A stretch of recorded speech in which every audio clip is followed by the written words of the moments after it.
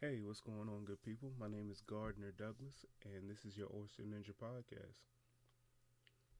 Today, this will be our first real deal Holyfield podcast. So, just want to give you a brief introduction, let you know what you're getting into. First off, I just want to say thank you for listening. Thank you for um, finding us on iTunes or Google Play or Stitcher or wherever you found us. But thank you. Thank you.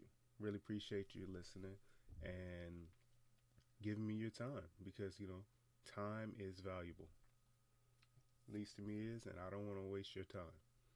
So I hope you get something out of this podcast.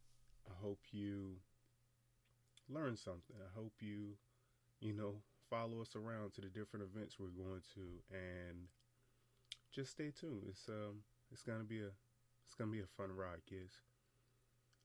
Okay. So a little bit about myself. My name is Gardner Douglas again, and I've been shucking oysters for over 10 years now, and I kind of fell into this oyster world. Love it to death. Last year I placed sixth in the National Oyster Shucking Competition. I think that's like one of my biggest claim to fame. Um, and I think that's just the beginning. I started shucking oysters in my early 20s. My dad taught me, of course. He was once the best guy on the Eastern Shore. Still is in my book. Just want to throw that out there. We basically went out to his back shed, and I mean, it didn't matter if it was cold, warm, or whatever, but we would go out in the back shed, buy some sacks of oysters, and just shuck, practice. A lot of oysters got ate, needless to say. Um, so we were buying oysters, shucking them, and he just basically showed me the ropes. This is how you open an oyster. This is the front of the oyster. This is the back of the oyster. This is the cup. This is the top. You know, just a basic rundown of the anatomy of the oyster, the do's and the don'ts, and I just I wanted to be good. I wanted to be good at it because I saw the money that you could make from it, and it was never, well, back then it was never you know the thing that you wanted to do full time, but for extra money, I mean, you can't complain. Get a little extra hustle here, extra hustle there, and basically what we were doing maybe a few, well, maybe more than few events. Oyster and bull roast. We did oyster and bull roast for firehouses, and we did a few private parties, but it was basically oyster and bull roast for firehouses, where we would shuck through thousands of oysters. Just a good time. It would be me, him, and depending on the size of the party, depending on how many more other shuckers we would have with us. But it was always a good time. Always a good time. I mean, you got tons, just a packed firehouse, and then you got us at the raw bar just getting it in, and that's where you know, what's the saying? I earned my stripes. That's where I earned my stripes at. Yeah, it was plenty of times where we would get done shucking and my hand would just be red, and I just knew that next day, I would have calluses built up, and it gave me something to look for, needless to say. Yeah, but I loved it. I loved interacting with the people. I loved the amazement that they got, watching us shuck, and of course, I'm the slow guy on the end, you know, and they're out front, just taking down people. I'm basically just getting stragglers at that point, but as time goes on, things do change, and now I can hang with the big dogs. But yeah, we he started me out in shed, took me to some of his events, and I just got the hang of it. He saw I could handle it, handle the crowd, handle shucking oysters, handle setting up, um, and he kind of sent me out on my own. And when he couldn't do something, he trusted me to, you know, take care of business. So that was a proud moment. Um, we're gonna fast forward a little bit. No, let's not fast forward. So, you know, I think 2 or 3 years went by where we kept doing that. Maybe like 2 years, I believe, where we kept doing that. And then, no, I guess it was a few more years than that. But yeah, I would need extra money, and their oysters were, ready to be shucked. And, it's like it always came right on time. Now we're going to fast forward. So I'm a veteran. I deployed to Afghanistan. And when I got back home, basically, I wanted a stress-free job. I wanted to be able to make some money, but not to be really, stressed out over it. And I thought and thought and thought, and then finally it hit me. It's like, why don't I just find a job shucking oysters? I'm pretty sure it's a job out there that will pay me enough money to, not necessarily make a living, but to have a good income in. And of course, just coming back from Afghanistan, I'm not really stressing over money anyway, because I like to save. But I just needed that balance where I could just go to work, make some money, and not be stressed out. So I get on the interweb, and I'm Googling oyster shucker jobs and rawbars and all kinds of stuff. And my girlfriend, now wife, stayed in DC, so I started searching jobs in DC, and I run across Rappahannock Oyster Bar. Shuckers wanted, shuckers needed. No experience needed. So I call them up and tell them what I've done and all type of things, and they say, "Oh yeah, come on up." So also at that same time, I'm taking this program that the military offers called, what's it called? Military to Manufacturing or something like that. I think that's what it's called. And I'm on my final week. That Saturday I'm taking my exam to, pass the class.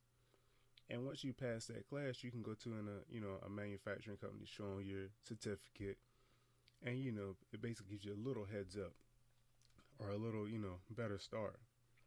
So again, it was never about, at this point, it was never about the money. It was more that I just wanted a stress-free job. So I had a decision to make. All right, do I go and take this exam, finish it, and I can, gotta find a job. But once I find that job, I'll be making good money. Or do I go and shuck oysters and maybe have a beer or two? I chose the beer. Chose the beer and oysters. So I ride up to DC. I go shuck. Didn't get paid for it. I worked, and we were busy, but I held my own. And that's where I met George Hastings Jr. I found out he was the guy I'd been talking to the whole time. For you guys who don't know, George Hastings Jr., son to George Hastings Sr., which is a big name in the oyster world. And I found out just through talking, it's a small oyster world. It's a small world, but it's an even smaller oyster world. And I found out, we get to talking. He asked me where I'm from, and, how did I get started shucking, all the basic questions. And I tell him I'm from the Eastern Shore, and he goes, "The Eastern Shore? I know a guy from the Eastern Shore. His name is Sam Fisher." I said, "Sam Fisher? That's my dad." He says, "No way." I said, "Yeah." So in this oyster world, you know, his dad and my dad, shucked together all the time.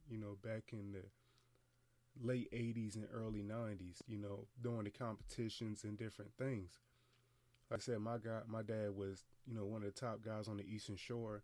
His dad is, one of the top guys in the world, not just the U.S., the world. So George Hastings Sr., aka the Hannibal, he's won the, world shucking competition. He's won the U.S. shucking competition. And basically, we just had a good old laugh about that. I mean, our dads and family, know each other, and we're just meeting um, at this raw bar in D.C. and he hired me. So yeah, he hired me. I think I started that next week. I said goodbye manufacturing. It's been real. So, and I think the rest is the rest is in the books. After I started working at Rappahannock, it was slow at first. I started shucking. I worked there for a few months before, maybe even a year before I did my first event with those guys. And then once I did an event with them, of course, that was a wrap. It was in the books. They saw, what I could do and how I handled myself, and it was nothing that I hadn't already been doing. So fast forward, I'd say a year or so, and no, about 1 or 2 years. Um, still, still working at Rappahannock. In between time, I've picked up shifts at Eat the Rich in DC, downtown DC. Picked up shifts at, well, actually, the Walrus had opened up in the National Harbor. I started working there part time, just finding a little extra, oyster gigs in between because, that was my thing. I wanted to be all over the place. I guess I can't get enough of this oyster stuff, and so doing events with Rappahannock, and they see I can handle myself, so they start, giving me more events to do, and I'm still working in the raw bar too. But those were great experiences. But it got to the point I just had to sit back because of the entrepreneur in me, and I'm like, why am I not doing this myself? I'm making these guys all this money. Don't get me wrong, I'm having a good time and learning experience and learning how the DC thing is working. But, I can do this myself. So I just jumped out there and did it. And, all of a sudden, um, I'm all over the place, shucking everywhere. And oh, I left one of the most important things out: social media. Social media kind of took me to a whole nother level. Also, I met some incredible guys. I can't leave out one of the most important, or two of the most important people I've met on there. It was Nick Shawman and Patrick Hudson, True Chesapeake and the local Oyster. Um, I linked up with these guys, and they're oyster heads like me, and we just really just connected. And I'm sure I'll have them on the show later, and they can give you the whole spiel. So that just give you more motivation to stay tuned in for some great interviews. But we linked up, and it was like on like Donkey Kong, as they said. Is that the saying? Who knows? Whatever. But yeah, I got up with those guys, and it was too much fun. Literally too much fun. Um, and yeah, things just went uphill from there, or downhill, or whatever the easy way whatever is the easiest way. I mean, those guys kept me going with events. Other oyster farms started catching me on social media, wanted to know if I could come out and shuck their oysters and do events for them. And it just kept going, and I cannot complain. I love the Oyster World. So that's my bio. I'm sure I left some interesting pieces out. That just leaves room for more great content. And I just want to give you a brief, introduction of who I am and what I'm about. And that's me. That's your Oyster Ninja. So the reason why I started this podcast is because when I finally started listening to podcasts, of course, what I wanted to listen to was oysters. Talk about oysters. I wanted to hear about people talking about my craft. So I'm looking, I'm searching. I think I found an interview with Rowan Jacobs. If you don't know who he is, Google him. I guess it's been a year or so now since he wrote his book, The Geography of an Oyster. I believe the name is, don't quote me. But that's a great book. And someone was interviewing him, and I believe that's like one of the few topics that I found on oysters. Or maybe, my inexperience didn't lead me in the right boat, but definitely when you type in oyster now, you will find content because here I am. So yeah, it was just a like of. So I was like, this, it's a real bummer. Forced me to listen to stuff I don't want to listen to. So, time goes by, and I just keep having this idea. You should start something. You should do something. And so I run into Reverend Ken Blanchard, and if you don't know him, check his podcast out, Speak Life Ministries, Black Man with the Gun. He has multiple podcasts. He's a OG in the podcast world. But when I run into him, I just realized that, this podcast thing is kind of meant to be. And it's now or never. You got to jump, you got to jump in, sink or swim, and I want to swim in this podcast land. So I guess I was just tired of not finding content that I wanted to listen to.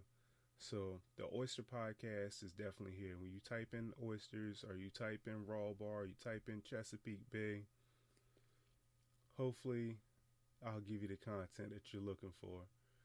And if you want to hear something special, let me know. During this journey, we're going to be talking to, of course, oyster farmers.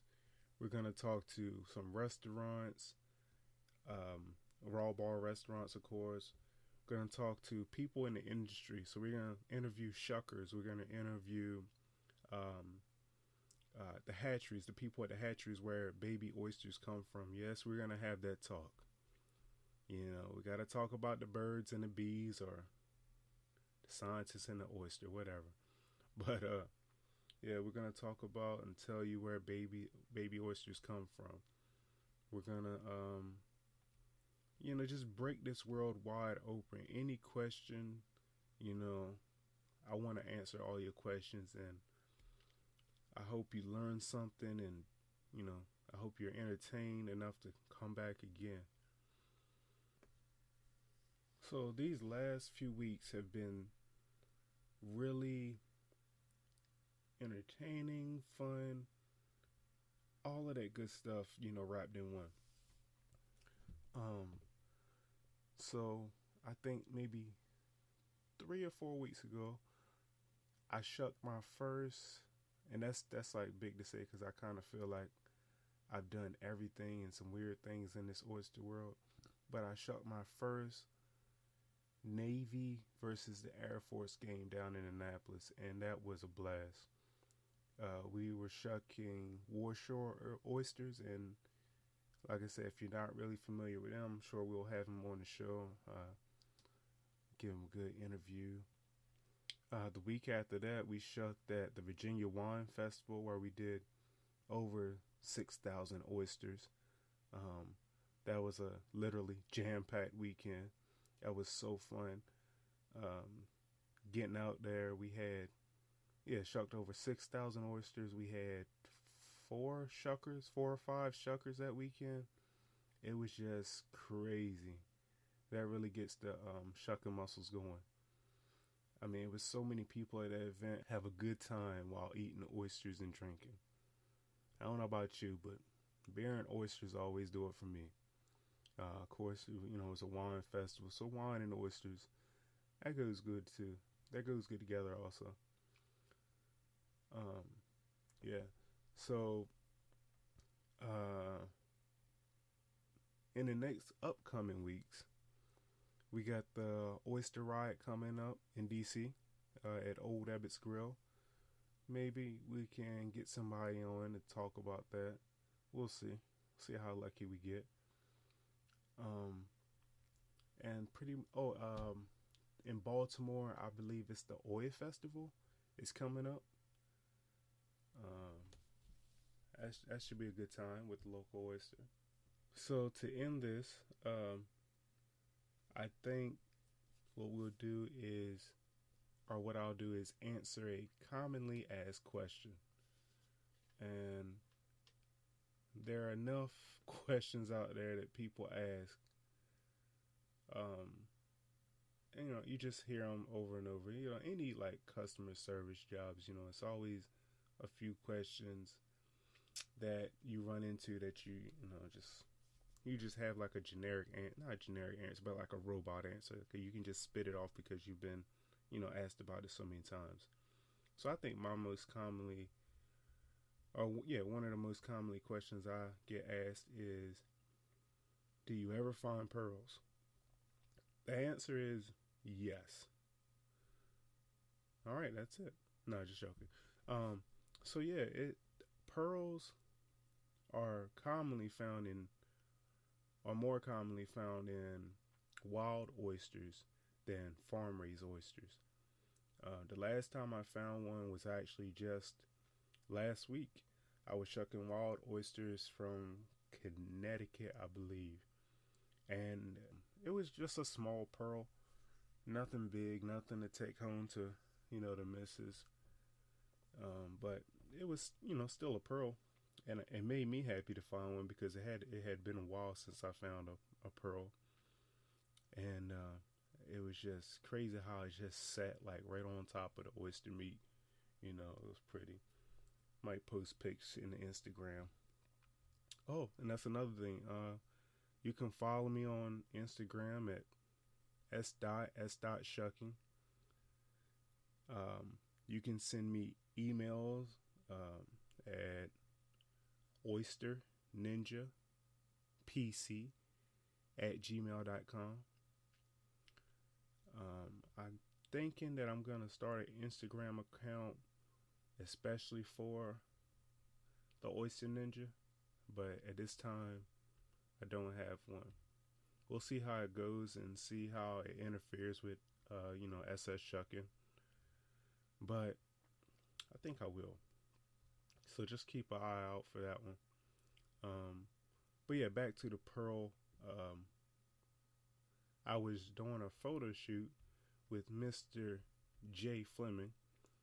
Follow that guy on Instagram if you don't already. J. Fleming. If you haven't already seen his newest magazine cover for the Chesapeake Bay magazine, which yours truly, hands are on there. That was a good time. Nice fun photo shoot. But yeah, we were shucking wild oysters, and I think I may have shucked maybe a dozen, 2 dozen before I got to that first pearl. And yeah, it was a good one.